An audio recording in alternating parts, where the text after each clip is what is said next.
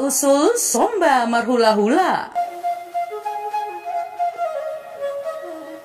Dimulai dari pergumulan hidup yang bernama Marlangga Soha Sohaton untuk mendapat anak. Marlangga Soha Sohaton sudah berkeluarga cukup lama, tetapi ia belum dikarunia anak. Sudah banyak usaha yang ia lakukan, tetapi usahanya belum membawa hasil. Ia tetap belum mendapat anak dari istrinya.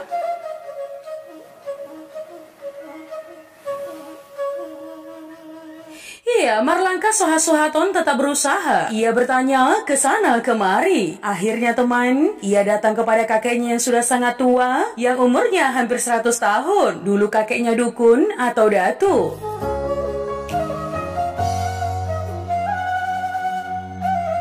Karena daya ingatnya semakin surut, perkataan kakeknya sering tidak benar. Namun demikian, ia tetap meminta nasihat dari kakeknya. Kakeknya berkata, "Pergilah ke Gunung Pusubuhit, pergilah ke puncak bukit itu. Engkau akan menemukan batu besar di puncak bukit itu. Pergilah ke situ 7 kali pada waktu yang berbeda-beda. Dan perhatikanlah hal-hal yang ajaib terjadi padamu," kata kakeknya.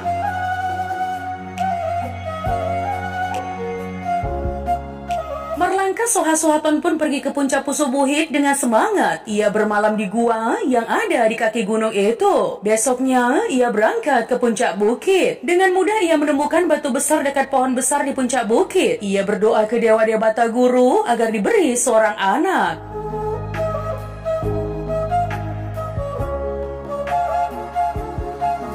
Namun apa yang dikatakan kakeknya tidak terjadi teman. Tidak ada hal yang ajaib terjadi pada hari itu. Karena belum berhasil, ia pun kembali ke gua dan tidur di kaki gunung itu.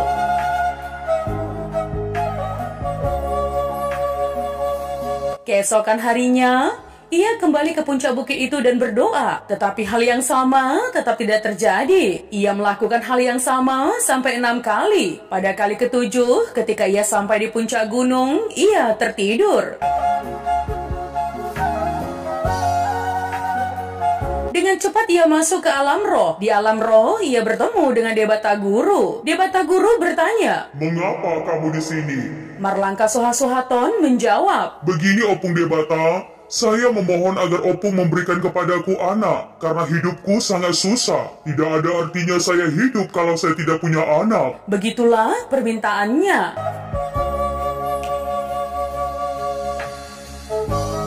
Dewa Bataguru pun menjawab, "Siapa yang paling susah selain engkau? Bila engkau tidak mempunyai anak, orang tuaku Opung." Jawab Marlangga Soha Sohaton, "Bukan. Orang tuamu tidak akan sedih, sebab orang tuamu bisa saja mencari menantu atau perempuan lain untukmu sebagai istri. Yang paling sedih adalah mertuamu, sebab bila putrinya tidak memberikan keturunan, ia dianggap mati. Oleh sebab itu, lakukanlah sesuatu kepada mertuamu," kata Dewa Bataguru.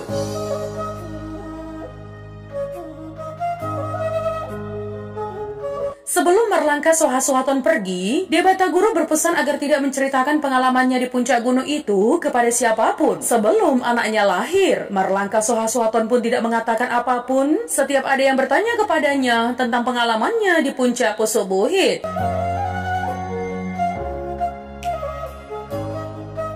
Setelah 1 tahun, istri Marlangga Soha Sohaton melahirkan. Setahun kemudian ia pun mendapat putri, dan setiap tahun ia mendapatkan anak, dan ia punya 7 anak, ada putra dan putri. Orang bertanya rahasianya, Marlangga Soha Sohaton pun membuka rahasianya. "Ini terjadi karena saya melakukan penghormatan kepada hula-hula atau mertuanya saya," kata Marlangga Soha Sohaton.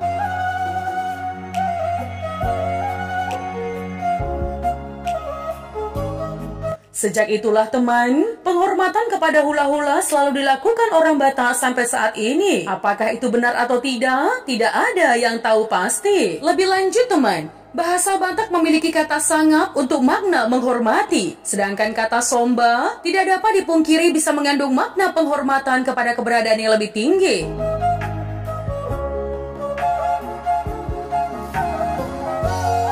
Makna Makna kata somba yang lain adalah menyembah. Ada lagu nih ya teman, Somba Madebata, merupakan sikap yang ditunjukkan oleh manusia kepada Tuhan. Makna proses somba marhula-hula bisa juga dilihat dari bagaimana orang Batak manortor atau menari pada saat gondang somba-somba dialunkan.